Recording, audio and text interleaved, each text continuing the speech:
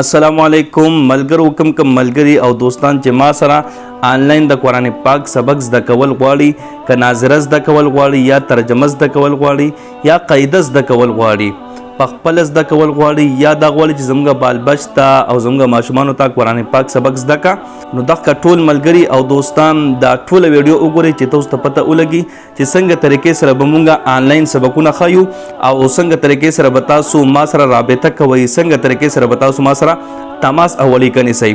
نو دغه ټول ملګري دا ټول ویډیو وګورئ صحیح شو جی نو زموږ عزتمندو زه به ان شاء الله څلور کلاسونه شروع کوم صحیح شو جی ناظره ترجمه حفظ او قاعده دا څلور واړه کلاسونه به ان شاء الله زه شروع کوم نو کدی کې تاسو هر یو زده کول غواړئ تاسو ما سره رابطه کولی شئ صحیح شو جی ان شاء الله زه به تاسو ته آنلاین شروع کوم صحیح شو جی نو اوس به تاسو ما سره رابطه څنګه کوئ څنګه طریقې سره به تاسو ما سره اړیکه او تماس نیسئ نو زما عزتمندو په دې سکرین تاسو ته زه خپل واتساپ نمبر درکوم تاسو ما ته په دې واتساپ باندې میسج وکړئ ان شاء الله د سبق ترتیب به بیا بالکل برابر کو صحیح شو جی خو د واتساپ نمبر لیکلو نه مخکې او ما ته میسج کولو نه مخکې دا خبره زما عزتمندو یاد وساتئ چې کم ملګري چې ما سره سبق وایي که نه هغې نه به زه مناسب فیس اخلم صحیح شو جی دا فیس به دی نه زه څه د وجې نه اخلم د دې دوه وجې دي ښه زما عزتمندو یوه وجه ده کوم شیز چې چاته فری میلو شي که نه مفت میلو شي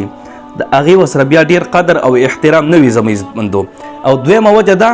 دی ته چې کله پته ولګي چې دی جوړې فری سبق شروع کوي نو بیا په زرګونو کسان بیا میسجونه کوي زما عزتمندو دې سایټ ته تاسو د سکرین شاټ ته وګورئ ما ته اوس هم موجوده 72,000 میسجونه پراته دي زما عزتمندو نو بیا هر یو ته میسج جواب ورکول به انتها بیا ګران شي زما عزتمندو بیا پکې هغه چې کوم صحیح کسان وي که نه د سبق ویلو والا هغه هم پکې بیا پاتې شي نو زما عزتمندو په سکرین چې تاسو ته کوم نمبر ښکاري دا زما واتساپ نمبر دی صرف په واتساپ باندې ما ته میسج کوئ